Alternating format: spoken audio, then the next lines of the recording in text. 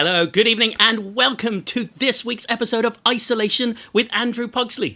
This is my weekly live-streamed improvisation show broadcast from here in my flat in East London. I sort of accidentally pressed the wrong button and started the show a minute early. So this is like we've got like a minute's preview for everyone who's already tuned in early. So enjoy this special bonus content for, everybody who tuned in right away. Those of you who have seen my show before will know, and I have to say there are some of you who come back every single week and watch it every week. Thank you so much for tuning in again. And those of you who've seen it before know that this show is a roughly 30 minutes improvised short film in which I invite an amazing guest from the world of improvisation, comedy or performance generally to come and make up a story with me alongside the incredible musical talents of Duncan Walsh Atkins at the keyboard, who'll be providing improvised underscore throughout the show.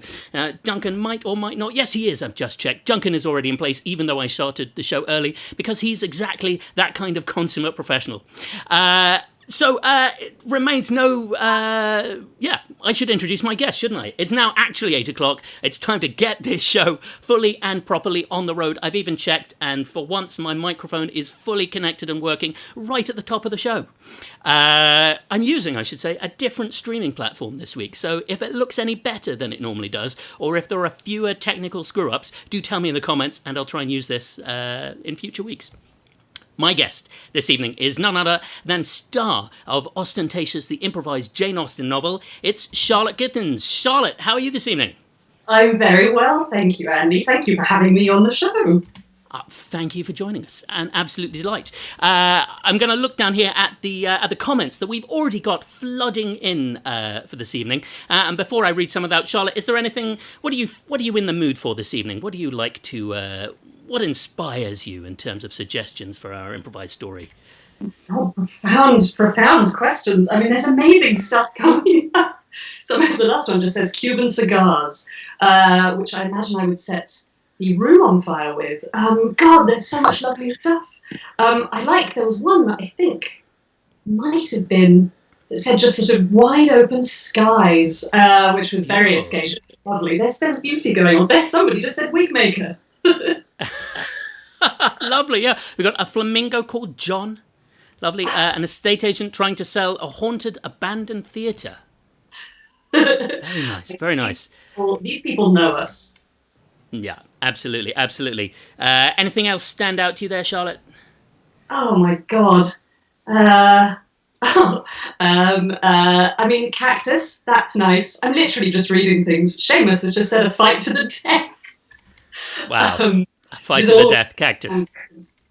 Fantastic. Okay, well, there's some things like wide open skies, cactus, wig makers. Some, all, or none of these things will inspire and delight us during the show this evening. So hopefully Duncan Walsh Atkins is plugged in the ether. Duncan, can you give us a little tinkle and we can see if you're there? Beautiful. Duncan is ready. Charlotte, are you ready? I'm ready. Fantastic. Am I ready is the big question. I am, getting very close to be ready. Do you think Charlotte, of the suggestions we've got there, do any of them stand out to you as a title for this episode? Oh my God. Hang on a second. I can't scroll down all the way, so it's going to have to be the top 10 here. I think, and I'm not sure this was intended as a title, but I kind of been enjoying I Love Your Wardrobes. Lovely. I love your wardrobes. By the power of typing in, we're about to see this fantastic episode of Isolation. Duncan, let's take it away with the overture for this week's Isolation. I love your wardrobes.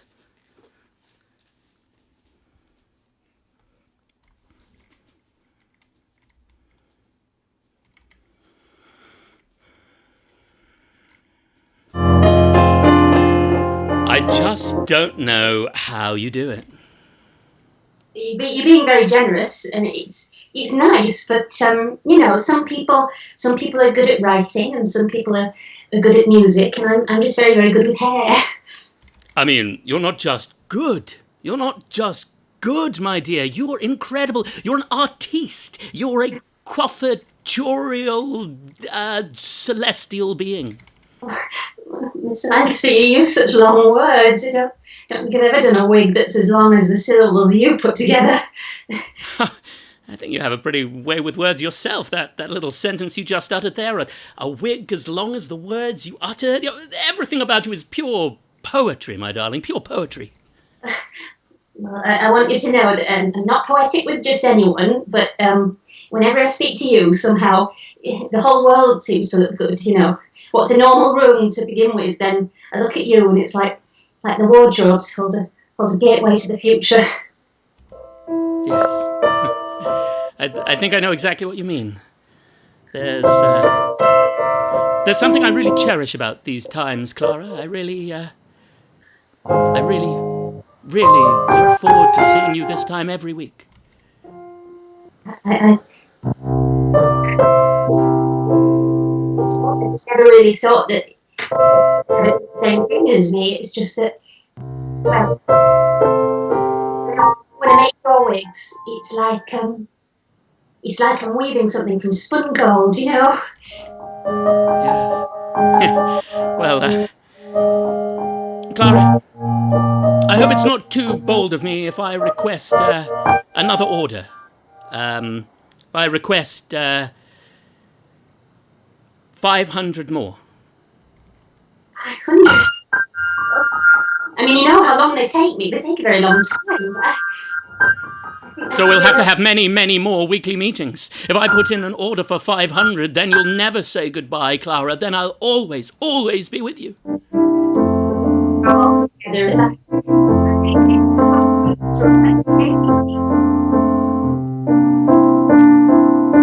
I'm sorry, Clara, could you just say that one more time, maybe with slightly quieter underscore, because I think there's on this strange connection, there's some kind of limiting going on. Could you say that one more time? Don't worry, my heart was beating so loudly I could scarcely hear myself. I was just saying, I think maybe if there are 500 wigs, then make a different one each time to reflect the changing seasons, and then gradually they'll get greyer and whiter and more straggly, but they'll still be yours and mine. Forever.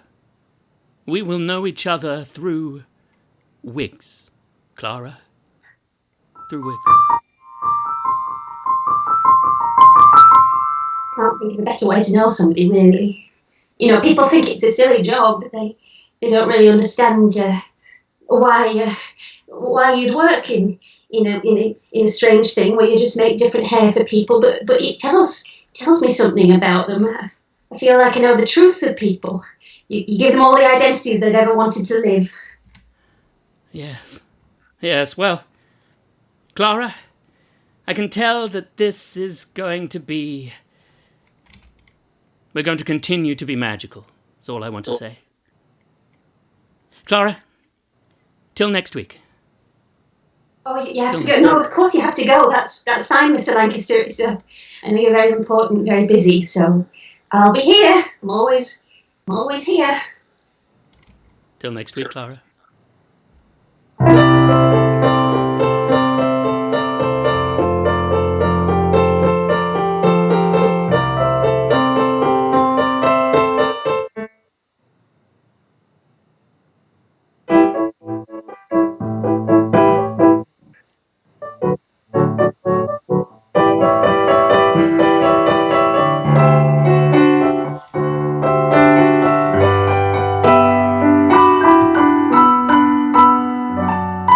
It's Tuesday. Hello. Sorry. Hello. No, keep them. I like them. Well, I don't want you to think I'm blind as a bat, but sometimes, I like to be able to see who I'm talking to, especially when it's, you. You'll notice I'm wearing your new creation. It's very similar to the last one. It is, but there's a subtle difference if you look very closely. There's a tiny bit more just of, just brown. If you look in, there's just a tiny strand of dark brown hair. I thought it would be special. You don't want me to age, Clara. You want me to stay forever young and brown-haired. I want you to stay forever entwined with my hair. You do have a way with words, don't you? Entwined with your hair forever. Have you heard of the Wig Makers Ball, Clara? Of course I've heard of the Wigmakers Ball. Everybody's heard of the Wigmakers Ball. I mean, I've never been, obviously. It's more for the, well, you know, the Venetian Parisian designers, not somebody ordinary like me. You know, people who use fox hair, that kind of thing. Yes. Fox hair, as I've heard, reputedly the most valued in human wig making of all animals. Oh, that's right. You get a tiny bit of fox hair and you rub on Pirelli's magical elixir, and then, well, you get beautiful hair, the type you read about in fairy tales. But you know, we don't live fairy tales, do we? Don't we, Clara? Don't we live fairy tales? Well, Mr. Lancaster, you've got to stop doing this. You keep on giving me hope, and you know, I know how ordinary I am. I know you're a very wealthy, very philanthropic gentleman. You know, it's kind of you to talk to me, but you mustn't get my hopes up. All I'm saying, Clara, all I'm saying is that one day, when all of this is over, I would be honoured to accompany you to the Wig Maker's Masked Ball. And I'll wear a mask made out of any kind of fox hair or animal hair or anything you should care to offer. You're talking, it's like you live in a rom-com. You know what, I choose to believe it. I choose to believe you mean it, because, well, then that helps me get from one day to the next. Every weekly phone call, every time we speak, I think, okay, you've got this, you can do this. I'm sorry, I've said too much. I'm sorry, I'm being very sentimental.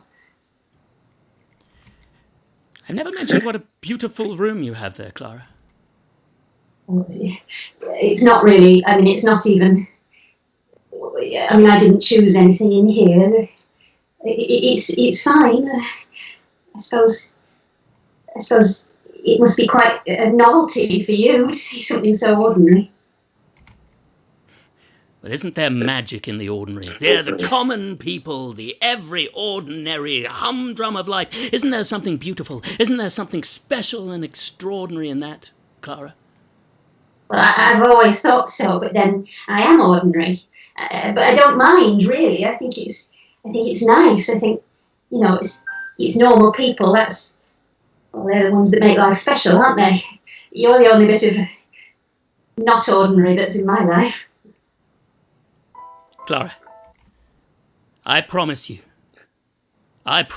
when we finally meet, we shall have an adventure and a ball and a masked escapade to rival all others. I can't think of anything I'd like more. I've never known anything about you. I know that plant behind you, it's grown every day, but really I don't know anything about your life beyond that, beyond your fine clothes and your money for week. Hush. It's not important, Clara. What's important is we have next Tuesday. See you next Tuesday.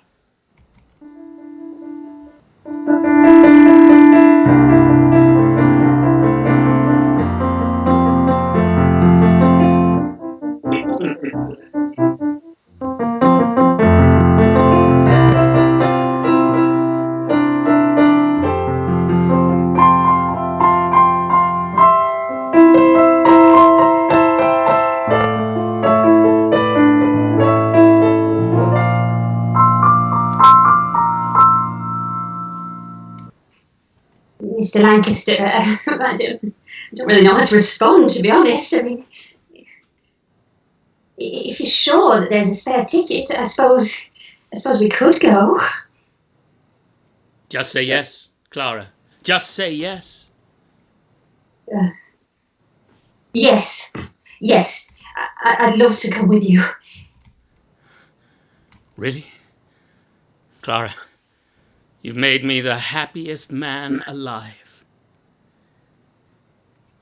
I should tell you, This year I am sponsoring the ball. You're sponsoring the ball? Well, I shouldn't be surprised, of course. You're a very grand man, so why wouldn't you sponsor the ball? Well, I think you'll find a few surprises in store. There's something I'd like to say. I'm very excited about the surprises, I really am. I just don't want there to be too many. I'd like you to tell me just one thing about you, one personal thing about your life. I want to know something about you before we meet. Shh.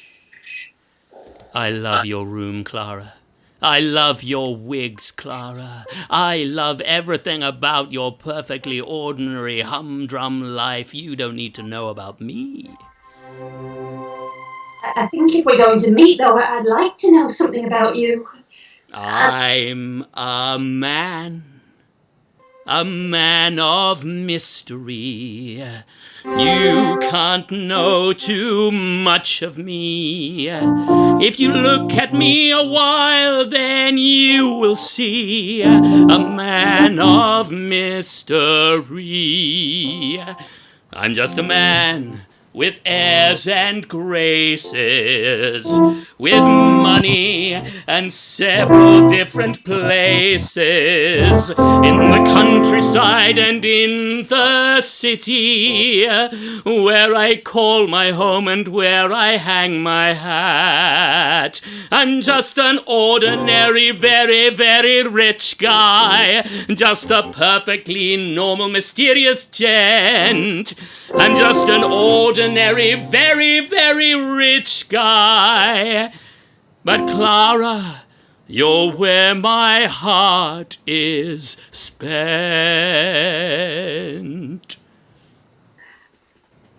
Nobody's ever sung to me before. Not even my mother when I was a baby. She said my face was too disturbing. I've never had anybody do that. Clara? Yes? No, sorry, I didn't mean to interrupt. Well, just to say you were singing about a place where you hang your hat.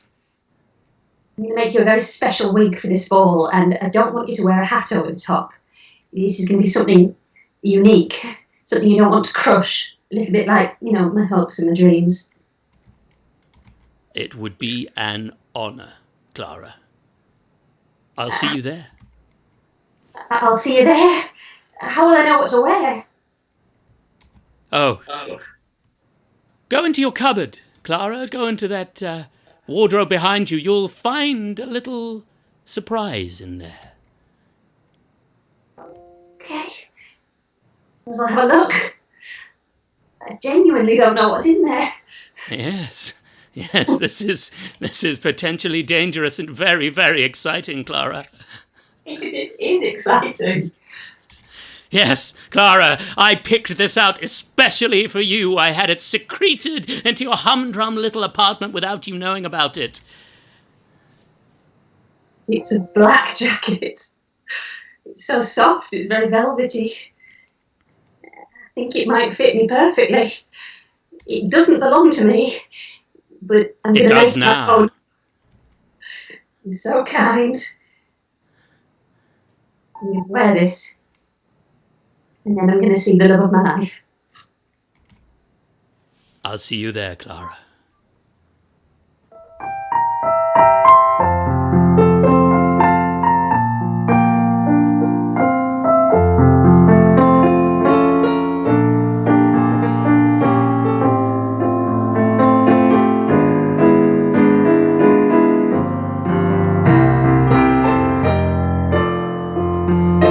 What on earth is this? I don't understand why you're so upset. It's quite clear what it is. It's for you. It's what I thought you'd want. I am a laughingstock, Clara! A laughingstock! Well, look, I only based it on the plant behind you. I thought you always have that plant there. You seem to love it. As far as I know, it's the only thing you do love. Clara, I thought you were better than this. I thought you were special. I thought we had something. Why? I gave you Lady Lancaster's black jacket. I dug up the dead body myself and ripped it off her just to give it to you. And to think I was the one that thought I had the disturbing face. And now I look at you, and you're talking about digging up your dead wife and dressing me in her clothes. What am I, some kind of doll? No, look, it's not like that. I mean, I thought you could deal with something interesting, something special, a little bit of glamour and magic in your otherwise sad, pathetic, terrible little impoverished life. You speak to me about a sad little impoverished life. Have you looked at yourself in the mirror? That wig's the only good thing I'm seeing right now. That orange shirt quivering with anger. It's like I'm looking at Donald Trump. That is below the belt, Clara. Well, I've never seen you below the belt, have I? Because it's always in front of a computer. You never would see me in person until now, and it turns out you just want me dressed as your ex-dead wife. Look! I can't go out in public like this. The deal's off. Please send back the jacket by return of post. Oh, don't worry, if the deal's off, so's the jacket. Could you have it dry cleaned before you return it? The only thing I'm going to have dry cleaned is what I'm wearing right now because it feels sullied by this conversation. Goodbye, Clara. I won't see you next Tuesday.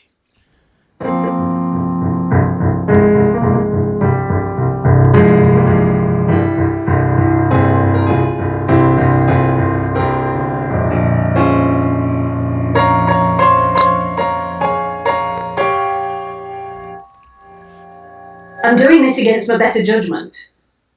And I want to make it very clear, I don't need your money, I don't need to make you 499 more wigs, I just want you to stop contacting me every day. Like I said, the depth of my apology knows no bounds. Yes, you use very pretty words, don't you? But you don't seem to mean them very much. I mean every single word.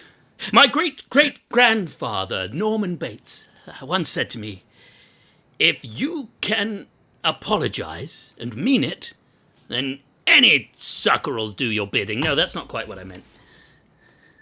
I think you'll find I'm not a sucker, and I'm certainly not sucking anything where you're concerned. No. I quite understand. Look, Clara, since our little, what's the word? Disagreement. That's a perfectly normal word. I don't know why I spent such a long time searching for it. Since our disagreement, well, my hair has been a pathetic, I can't use normal words anymore. Clara. Ever since the day I've just had nothing on my head that gives me sparkle, that gives me vim, that gives me vigor. I've longed just to look, just to have a little window back into your world and see your little ordinary life and your little blue dresser and your little blue tall wardrobe that I love so much. You know, it occurs to me, one of the reasons you never wanted to meet in person is that this way you get to keep me nice and small, just in a tiny little window you can handle on your computer. If you ever met me in person, I think you'd find that you're the small one. And if you miss the wig that much, why did he give it to me all cut into pieces? I'm done with this. I'm not here to be somebody's two-dimensional girlfriend. So if you want to spend time with me, then I need more than empty words, as shallow as politicians' promises. Very well, Clara. I can offer more than empty words. You're singing again. I can offer so much more than you'd believe. Not believing anything. If only you would take me back and give me just 1 second reprieve. I can offer more than empty words. I could fill your day with endless light. If only you would forgive me and tell me everything could be all right. Oh, Clara, don't you see there must be something that draws you inexplicably to me? And it may not be my lifestyle, and it may not be my buckets of money.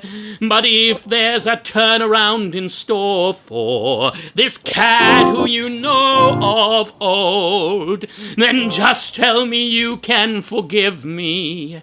And our story will be worth its weight in gold. Clara, I can't apologize enough. Just give me one more chance. One more chance. Very well, but it's on my terms. I know exactly what you need to do. Okay, I'm listening. You know, for a long time I've loved your eyes, I've loved your pretty words and the way you talk, but I should have realised early on that there was something in your heart that wasn't true, because I think we both know you're living a very, very big lie. So if you really want me to forgive you, then you're going to need to do the one thing you're terrified to do. I need you to take off the wig and show me your bald head. Clara, you can't make me do that. You can't. It's the one honest thing that you can do to show me that you mean the truth. I want to see that head, not a scrap of hair on it. I can't. I'm just thinking through the logistics of this alone. It's very, very complicated. Clara. You won't do it. I know you're bald. You told me.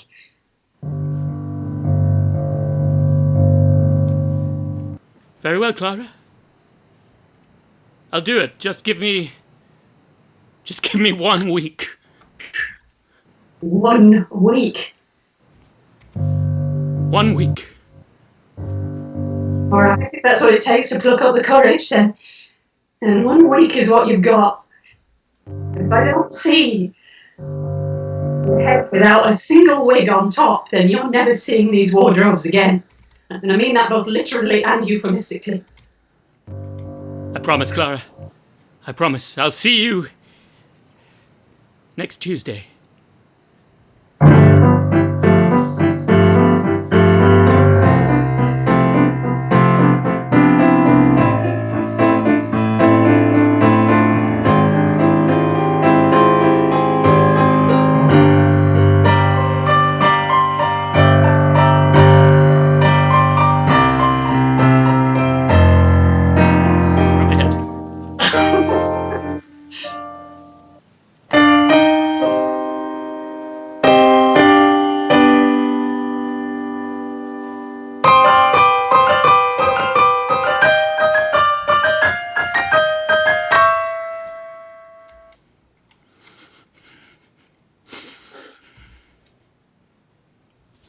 It's not what I was expecting. How do you feel? I think, Clara... No, sorry. I don't know what to say. Just tell me how you're feeling. I think, Clara, I feel alive. For the very first time. I feel unburdened. I feel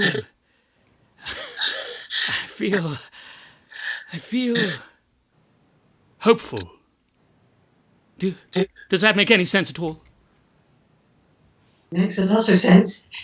I've always talked to you about hope, about how I felt hope every time I talked to you, and now I look at you and you're not perfect, you're not coiffed in the way that I'd have you coiffed, but I look at that pale, pale bald patch that's clearly never, ever seen the sun.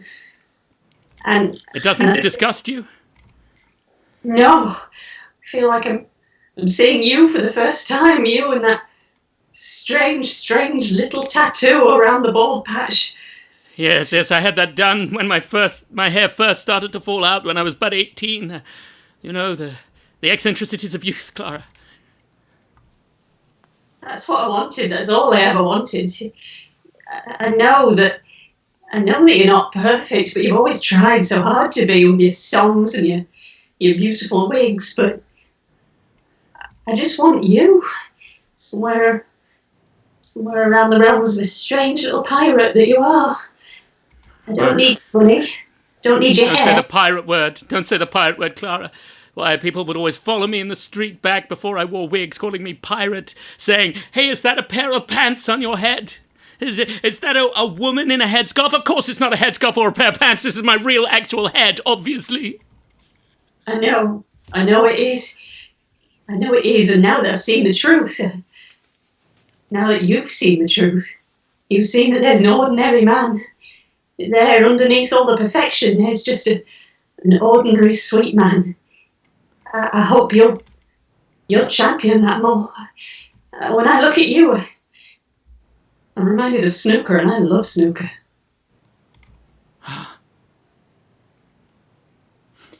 Clara, I'd like you to go back to that wardrobe. There's something else very special inside. Oh my God. In fact, no, it's in the top drawer. In the top drawer of the drawers. The drawers. There are drawers. That's good. I have never looked in those. Exactly. That's why I put it there. I knew you wouldn't look until this very moment. My God.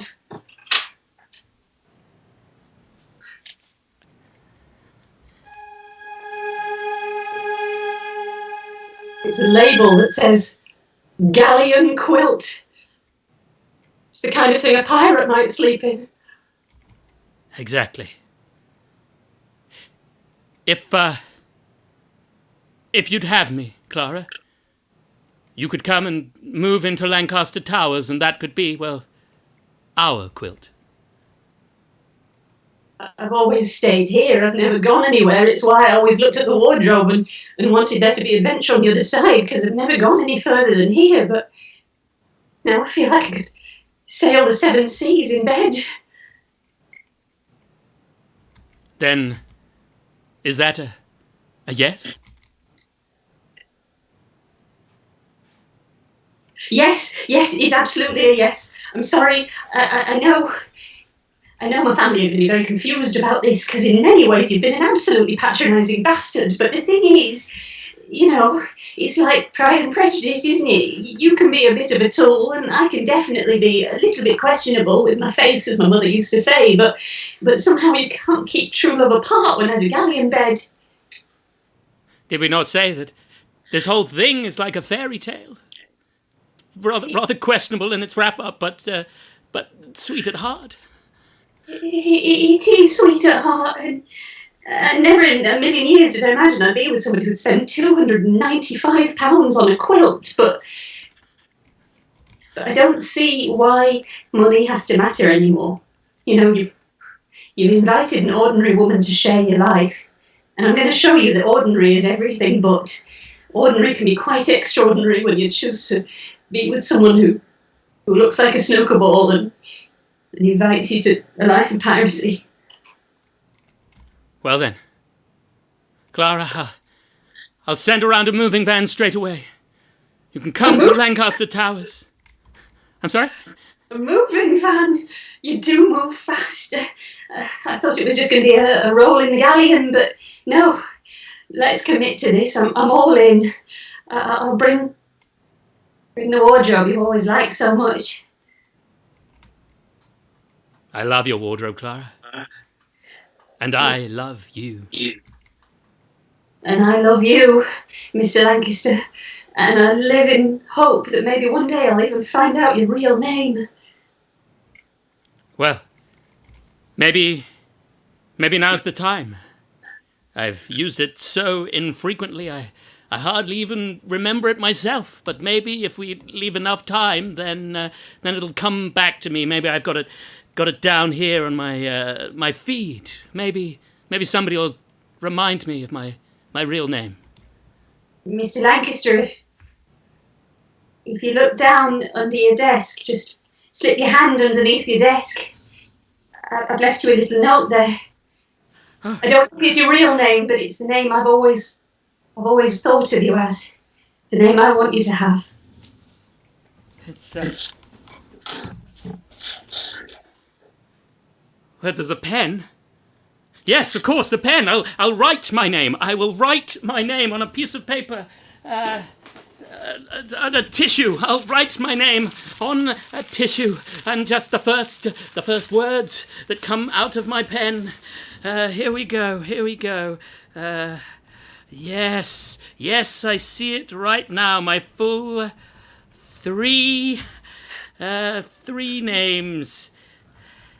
Here we go. For I am Lord Hugo Moby Roderick, 1st Earl of Lancaster. It's such a romantic name. And I suppose you might want to know my full name. You see, I've always made you call me Clara. That's my working name. It always seemed romantic, like my work was bringing clarity to other people.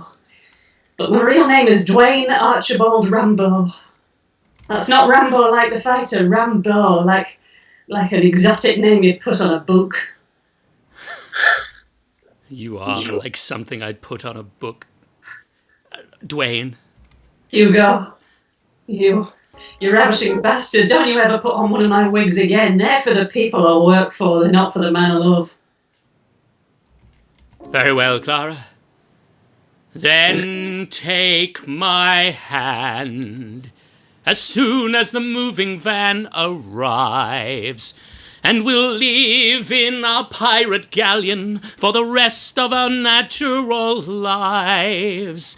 Throw away those wigs, I've no need of them no more, 'cause I have my bald head and my tattoos that you adore. And we'll live a pirate life, you see, we'll live a pirate's life. And you will live in Lancaster Towers, a pirate's wife. We'll live a pirate's life, my dear, we'll live a pirate's life. And you will live in Lancaster Towers, a pirate's wife. I love you. Just never mess with me again, or I swear to God, in the cheesiest of terms, there'll be hell to pay. I promise you. Dwayne, make sure you pack your wardrobes into the moving van. I love your wardrobes.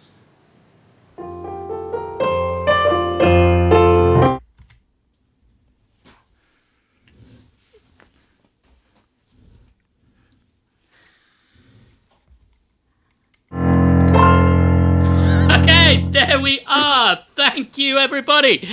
Wow, there we go, Charlotte. Quite a tale. That was absolutely batshit, but it was delightful falling in love with you. And I think it made loads of sense, right? Oh, if anything, I think it made too much sense. I'm only sorry for not serenading you. I wasn't quite sure if music and I could be heard at the same time, and frankly, you gave me all the singing a girl could ever need. And Duncan's music, as ever, just off the chain, gorgeous. Beautiful. Yeah, let's bring Duncan in. Duncan, have you got your microphone up? Can we hear you? He's fiddling with his microphone at the moment. In just a second, we'll have Duncan up. Yeah, there's Duncan. Hello, Duncan. Hello, Duncan. Beautiful work there, as always. We had as people watching home, we have a new streaming platform, which seems to be, as far as I can tell, better in every possible way, except that there's some kind of audio conflict we only discovered once the show was live between Charlotte and Duncan's feeds there. So I think at the beginning you maybe couldn't hear Charlotte too much, and then after that you maybe couldn't hear Duncan as much as we would like. According to the comments there, the quality of video and sound otherwise was much better. So we'll iron out some of those bugs for next week. But Duncan, we can hear you now. How are you doing? I'm good. Well done, guys. That was fantastic.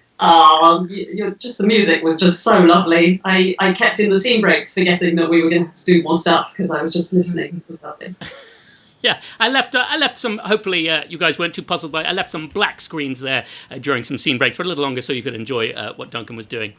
I had some comments in the feed there saying, yet again, I appear to have played something of a cad and a bounder. There have been the odd episodes where my characters have been slightly better behaved, but it seems tonight wasn't one of them. I can only apologise, Charlotte, on behalf of Hugo. No, apparently he was a redeemable cat because she loved him nonetheless. And also we've got an amazing extra guest. Wait, behind Duncan. It was very cute. Hello. Hello there. Sorry, cameos. Just to prove, ladies and gents, we are indeed always broadcasting from our homes at lockdown. I don't know if I think my daughter was crying a little bit before the show started. I think she maybe stopped just in time for the broadcast. So hopefully you guys weren't too distracted by that. You got any visitors there behind you, Charlotte? No, sadly not. I mean, I think, as I pointed out to you earlier, a duck. But no, otherwise, it's just me right now. So, you know. Lovely. Well, thank you so much to everybody who watched this week. Please, if you enjoyed the show, you can share it with your friends. You can also, if you enjoyed the show, there is information in the Patreon, information in the description there, how you can sign up to my Patreon. There you can become a supporter and facilitate the creation of these kind of things going forward. Also, you can pay what you want for this episode if you like. There's a link there.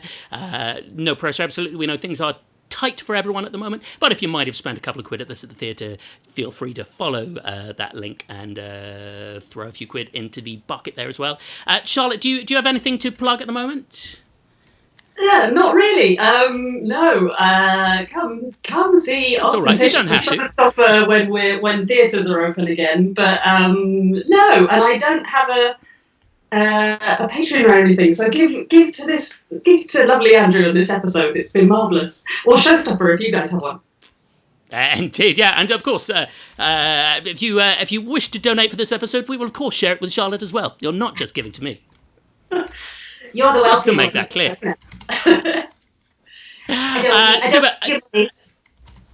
Sorry, I interrupted you, Charlotte. I was being silly. I was just saying I don't need your money. I'm not in it for money. Hey, thank you so much for tuning in, ladies and gentlemen. Just before we go, because I'm on a new platform, I will end by playing a video, which has always failed on the last platform. If you happen to sign up to my Patreon and sign up on the £25 stream, then you get a personalised thank you video from me in the style of your choosing. So one amazing patron, Doug, he asked for a song in the style of Mary Poppins, and this is his song. So we'll show you this video on the playout. Thank you so much for watching. Do share this stream with your friends, and see you right here, 8 o'clock UK time next week. Thank you, everybody, and good night. Wonder, terrifical, splendorous is that Manda Gould, a bonomical friend to us who's never ridiculed. If he were a veristical lawyer man, he'd never be overruled. Wonder, terrifical, splendorous is that Manda Gould. Now say his name but carefully, 'cause it could change your life. I said his name some years ago, and now Doug Gould's me wife. And a very lovely wife he is too. Wonder, terrifical, splendorous is that Manda Gould, a bonomical friend to us who's never ridiculed. If he were a veristical lawyer man, he'd never be overruled. Wonder, terrifical, splendorous is that Manda Gould.